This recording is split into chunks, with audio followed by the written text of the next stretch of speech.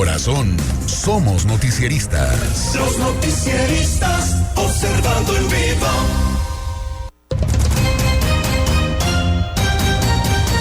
Los noticieristas se sientan a la mesa. Análisis, opinión, crítica, la noticia del día. La mesa de los noticieristas. Con Milton Rojo, Javier Cabrera y Francisco Arizmendi. Los noticieristas observando en vivo.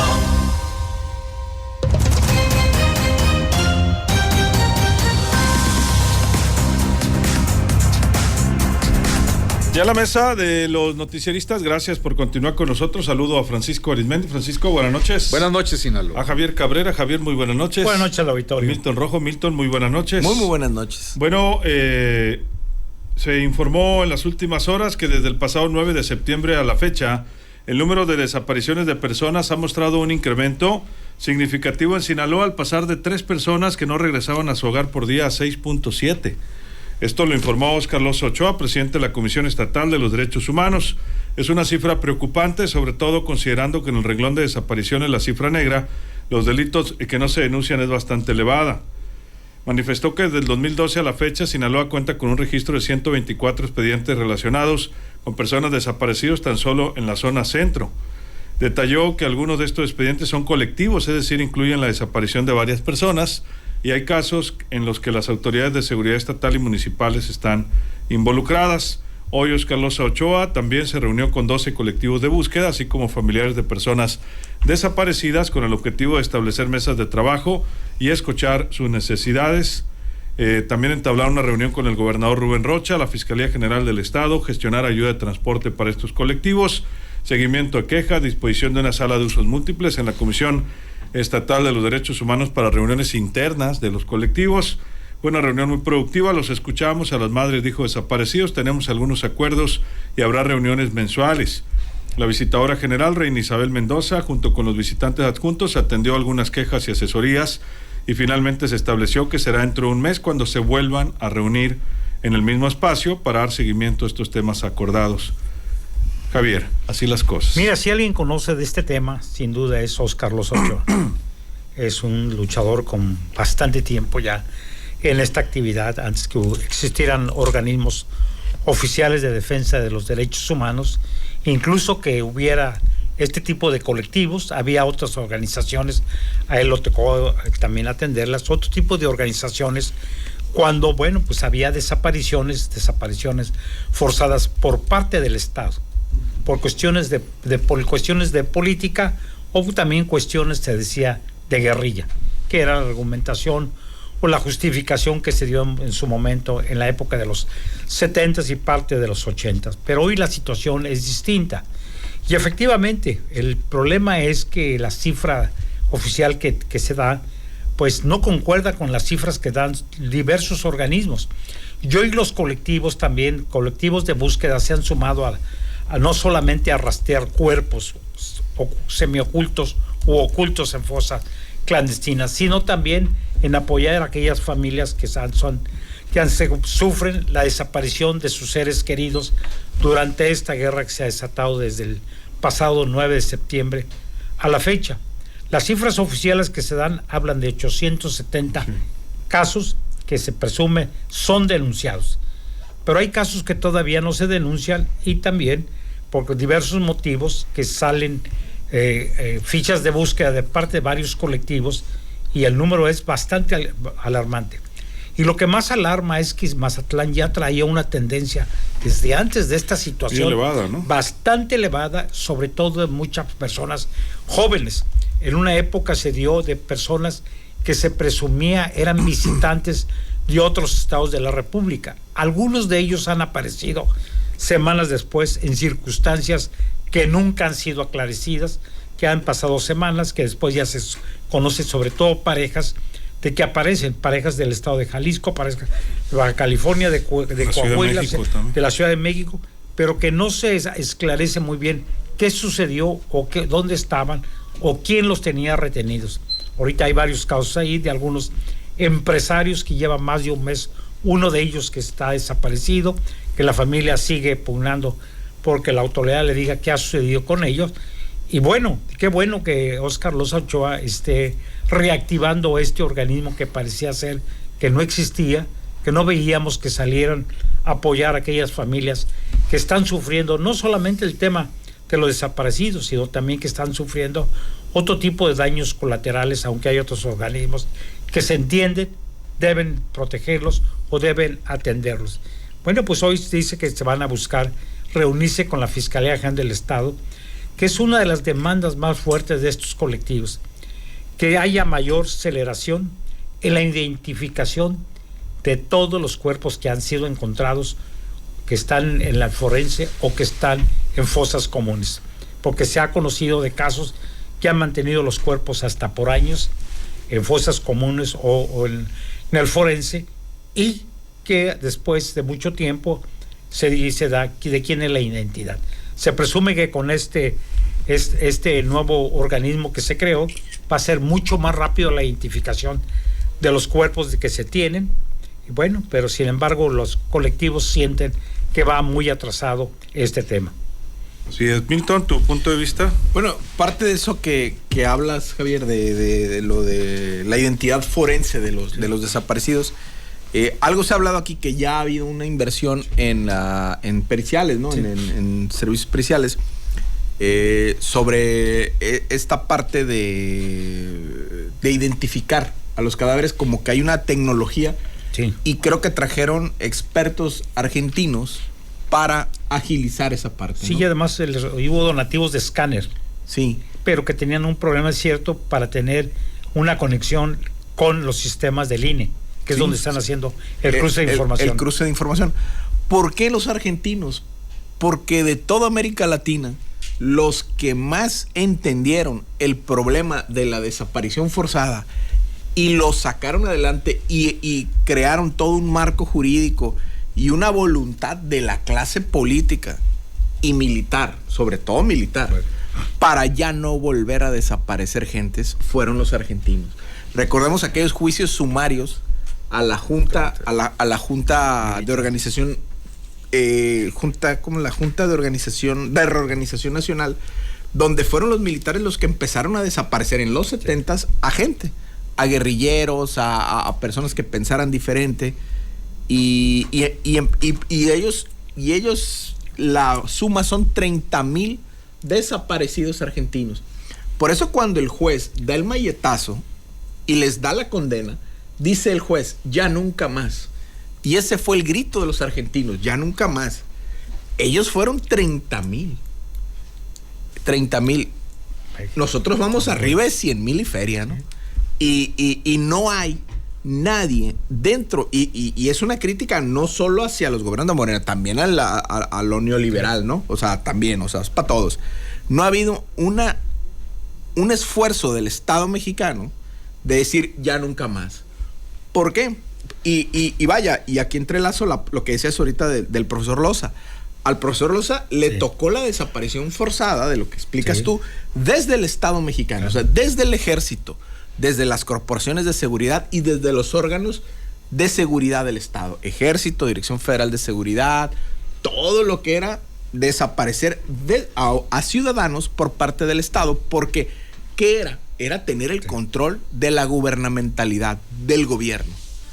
Ahora ya no, ahora cambiaron las cosas y el control lo busca tener en el territorio pues ciertas organizaciones de orden criminal.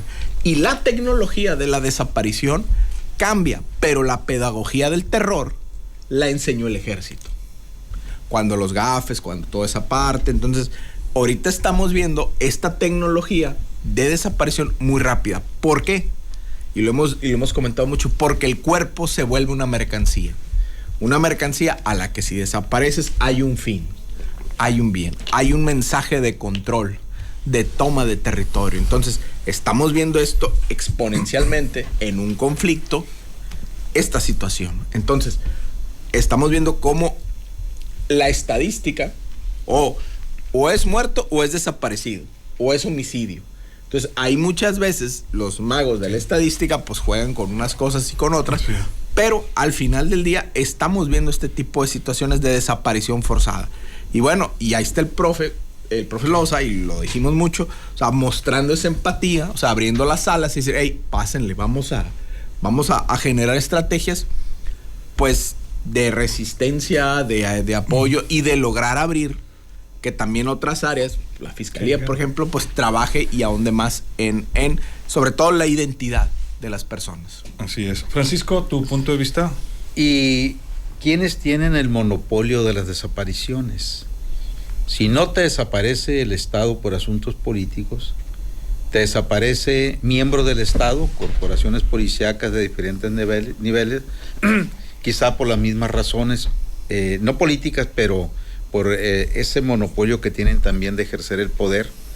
Y también, pues, está en los grupos de la delincuencia organizada o una combinación de los tres, y principalmente de los últimos dos.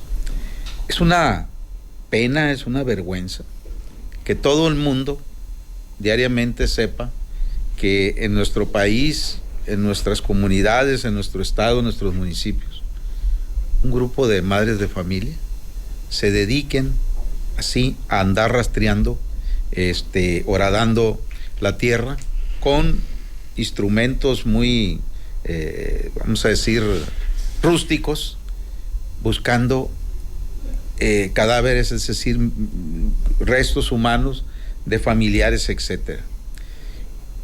Tuvieron que pasar el asesinato de muchas de ellas en diferentes partes para que a veces la autoridad les brinde protección.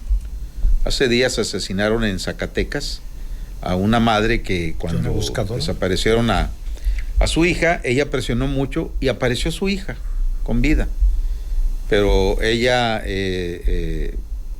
se retiró un poco de esa situación, pero cada vez que era necesario ella salía a apoyar al resto de las madres y fue asesinada. Era un personaje mediático muy querido y como madre en Zacatecas, y nadie sabía, nadie supo. Aquí pasó el caso de la señora Sandra Luz. Bueno, Sandra Luz. Sí, o sea, crónica de un asesinato anunciado. Y así tenemos como aquel señor, ¿te acuerdas tú, Cabrera, de apellido Campos, se me hace, que exigiendo justicia por el asesinato de un hijo o de una hija, hasta le pusieron dos guardaespaldas para que lo custodiaran, lo anduvieran cuidando. Y qué curioso que el día que no fue el escolta, lo mataron. Entonces, esa es la clase del México que estamos viviendo, no de ahorita, pero ya llevamos algunas décadas. Años. Y en lugar de disminuir, vean ustedes cómo se va incrementando y cómo hace años se hizo un escándalo, porque en el estado de Sinaloa resulta que el primer lugar en desaparecidos, no sé si todavía lo tenía, el puerto de Mazatlán. Sí, pues en alguna época fue Ahome y El Fuerte, ¿no? Sí. Después Culiacán, y yo creo que ahorita Mazatlán es la zona más pesada, Francisco. ¿Ven? A cómo se ven las cosas. Bueno, y el escándalo, ¿por qué fue? Porque, bueno, tú dices Mazatlán y lo primero que te imaginas son vacaciones, sí, claro, mar, relax, etcétera.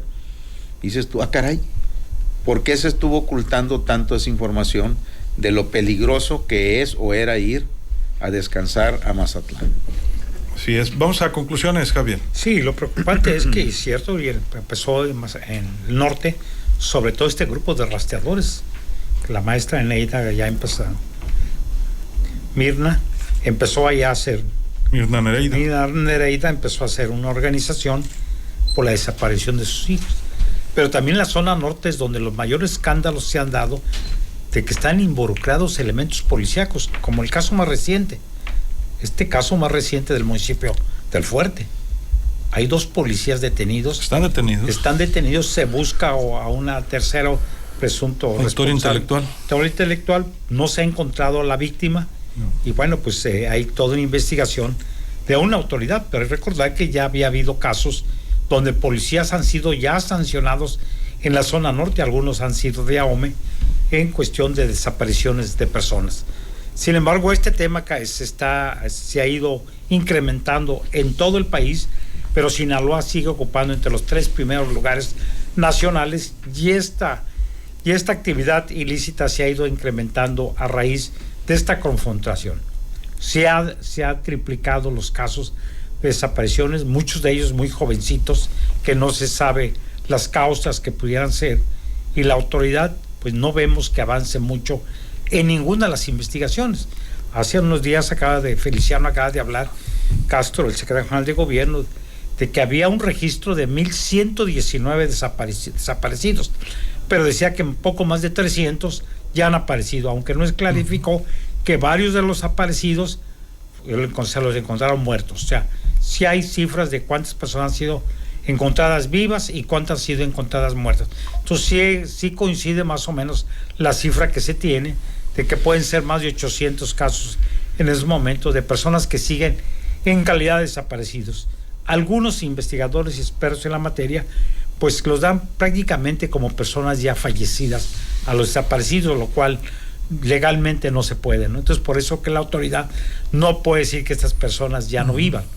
Hay una presunción que están no localizadas. Sí, hablaba Feliciano de un número de localizados, ¿no? Sí, 300 cifras, yo no me acuerdo muy bien. Y habría que ver cuántos han sido localizados sin vida. Sin vida, también. Así es. Efectivamente.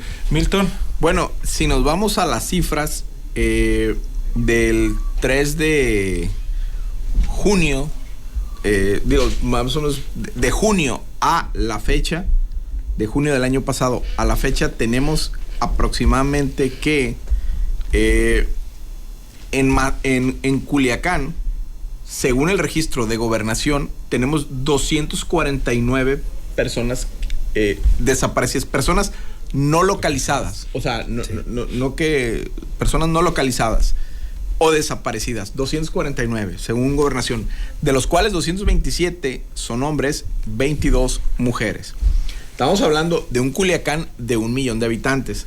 Mazatlán, que son que 500,000, es la mitad más o menos de la población de Culiacán, 231, o sea, 17 menos. Pero tenemos una cifra de 210 hombres y 21 mujeres. Ese es Ahome estaba en 26, Guasave en 11. Esa es la cifra de junio del 2024 a la fecha. Entonces, vemos esta parte, y lo explicaba ahorita Francisco y Javier, la parte de la tecnología, de cómo el negocio del control y del sometimiento en el territorio pasa, ¿por qué? Por la identificación y por la desaparición. Entonces, hay todo un manual de identificar, buscar, encontrar, someter y desaparecer a la persona. Entonces, bajo todo ese proceso, el Estado no está presente, no está visibilizado, o sea, no visibiliza eso. Todos esos procesos que hacen los grupos de la delincuencia organizada o también partes del Estado, pues ahí están. O sea, no hay un proceso de detención, de contención, no hay una política de Estado donde las Fuerzas Armadas detengan eso. ¿Por qué? Porque es el control del territorio de tal vez de una área que al Estado o a una parte de las fuerzas de seguridad le facilitan su operación. Entonces, no tenemos esa parte que tiene Argentina, que dijo, ya, ahí estuvo. O sea, ya fue mucho. O sea, fueron mucho lo que mataron.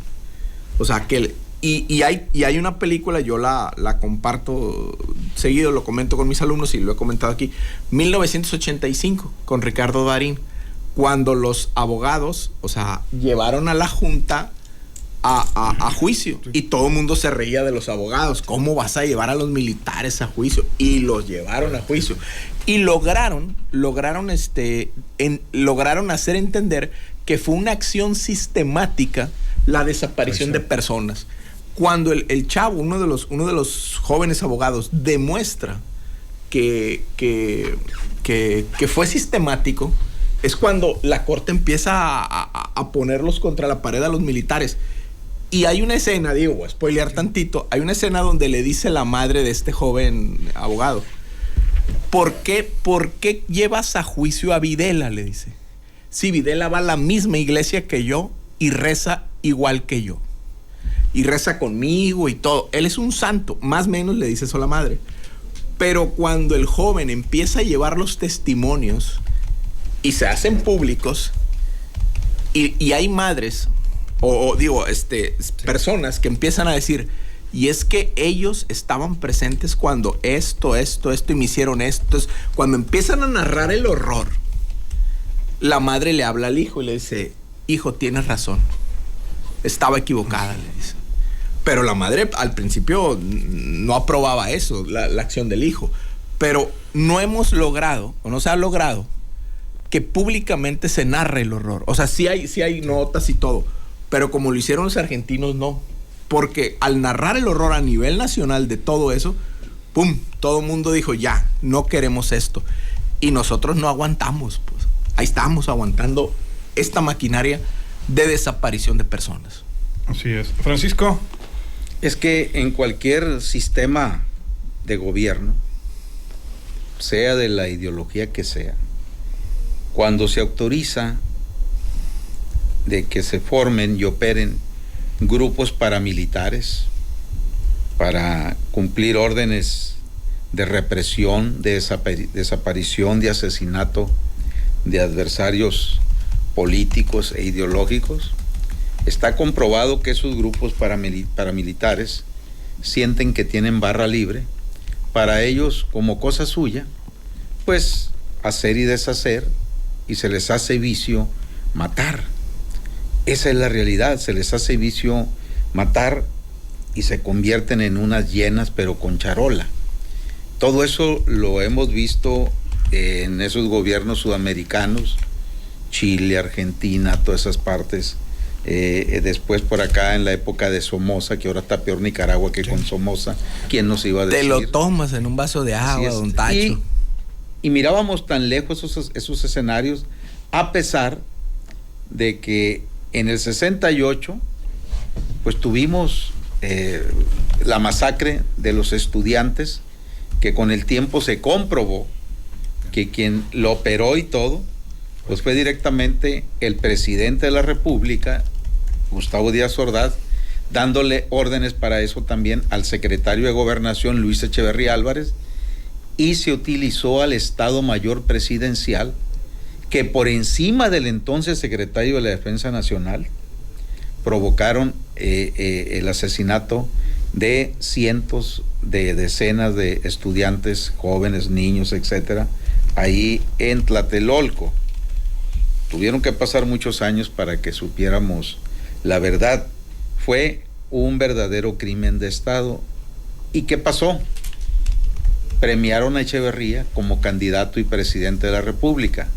Y Echeverría, ya encarrerado y ya en la presidencia, como 3 años después, un 10 de junio del 71, hace más o menos algo igual con los halcones, reprimiendo nuevamente movimientos sociales con saldos de muertos. ¿Y quiénes eran los halcones?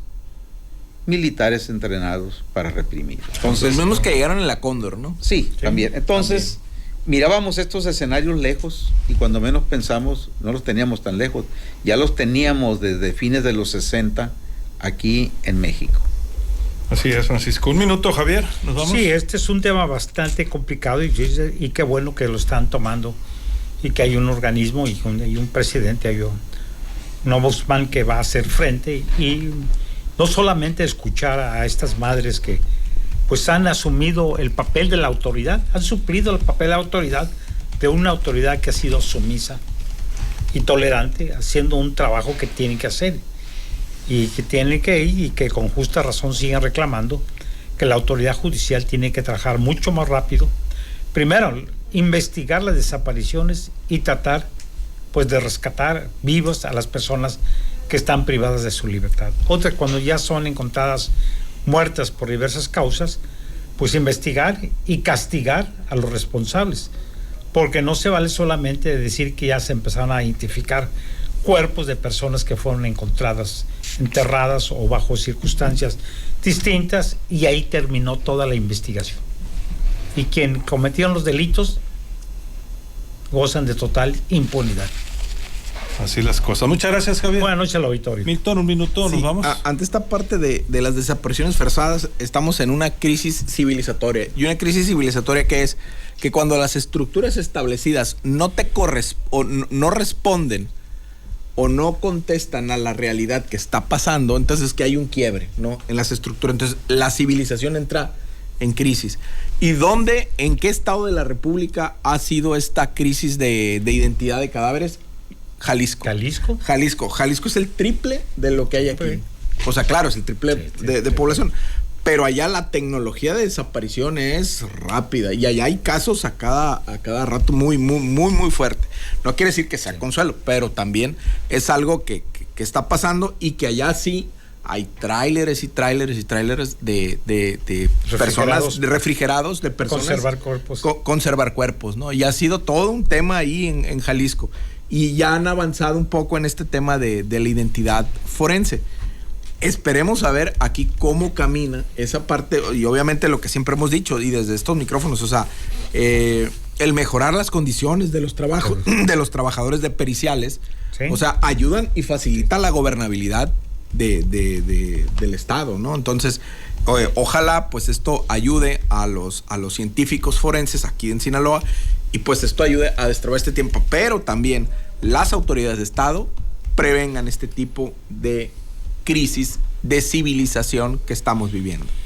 Muchas gracias. Un minuto, Francisco. Y lo que es la vida, cuando llega a la presidencia López Portillo, a través de su secretario de Gobernación, don Jesús Reyes Heroles, se impulsa una reforma política para despresurizar todos los movimientos radicales de guerrilla y que se abrieran a la participación política abiertamente. Fue una excelente medida, pero qué curioso. ¿A quién nombra López Portillo jefe de la policía en la Ciudad de México, lo que era el Distrito Federal? Al Negro Durazo. Y su brazo derecho, un matoncete, Francisco Sagún Vaca. ¿De quién era familiar? ¿De Martita? Martita Sagún. De Michoacán. Y desapareció ese personaje que nadie supo. Nadie supo. ¿Dónde quedó? Ah, bueno. Y aquellos escándalos, ¿se acuerdan? De los que aparecieron asesinados por allá en las lumbreras. Las lumbreras de creo que eran colombianos. Del Río Tula. Sí, pero mataban sin ton ni son. Y el jefe de escoltas del Negro Durazo, harto de ver tanto cochinero, va y le dice a un Julio Scherer, director de proceso: ya no aguanto, le voy a confesar todo lo que hace y deshace Durazo y su gente. Y hizo un libro, me parece llamado El Guardaespaldas, algo así. El negro. Sí, es Lo Negro, el Negro. Y a partir de ahí, pues durante todo el gobierno de López Portillo no le pasó nada a Durazo. El gobierno norteamericano ya le había advertido. Ya le había advertido. Y lo detiene, ¿quién lo detiene? Pues el gobierno norteamericano. De hecho, fue el primer testigo protegido, que respetándole al modo todos sus bienes, etcétera, etcétera, estuvo algún tiempo preso allá en Estados Unidos y después regresó y murió al poco tiempo. Así es. Pues muchas gracias, Francisco. Muchas gracias, y ahorita los invito a ver esta noche Cena Pancho. Va a estar aquí con nosotros el doctor Sergio Enrique Beltrán Noriega, fiscalista, y vamos a hablar pues de ese tema. A veces como que no quiere uno nada que tener ahí así es, pero una de las cosas que más me atrae a mí va a platicar aquí ahorita el doctor sobre todo lo que puede representar que México es uno de los principales países donde el circulante es en efectivo. Sí. Muy alto. Por ahí hubo alguien que le pusieron el rey del cash, ¿verdad? El rey del cash, a propósito, muy conocido en la zona de Tabasco. Muchas gracias, Francisco. Buenas noches, Sinaloa. Así nos vamos a despedir. Bueno, antes de despedirnos, vamos con Brandon Sainz. Se encuentra en el sector en particular de Hacienda de la Mora, en Culiacán. Ha habido varios reportes, Brandon, ahora en Hacienda de la Mora. Buenas noches. Buenas noches, Luis Alberto, del auditorio de los noticieristas. Actualizando esta información, me encuentro en las inmediaciones de este local habilitado como un local de rehabilitación física, de terapia física, como un quiropráctico, el cual pues era un dispensario. Fue atacado a balazos alrededor de las 6 de la tarde de hoy, aquí sobre el bulevar Hacienda de la Mora, frente a la privada Valles Españoles. Ya en estos momentos se encuentra personal investigador, pericial y de la Policía Estatal resguardando la zona. Hay una persona sin vida luego de este ataque armado, Luis Alberto. Se alcanza a apreciar que este local en su fachada pues tiene varios impactos de bala, la puerta principal está derribada y el cuerpo de la víctima quedó sobre un mostrador, abajo de un mostrador de este negocio. No hemos podido todavía conseguir la identificación de la víctima, ni tampoco su edad, ya que no se alcanza a apreciar, solo se mira que viste una camisa de color blanco y un pantalón oscuro.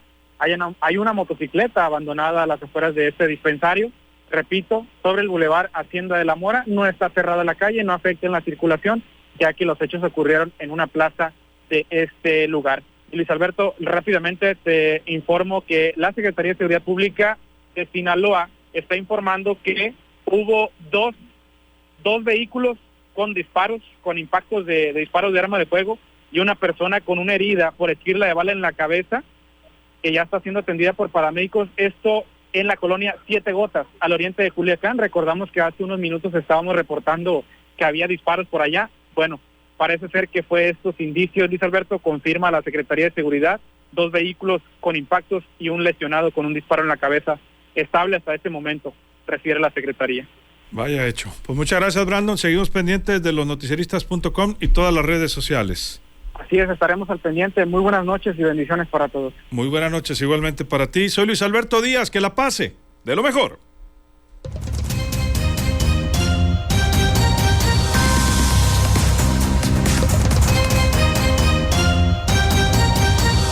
Ahora estás al día de lo que sucede en tu ciudad, en tu estado, en tu país y en el mundo con los profesionales de la información.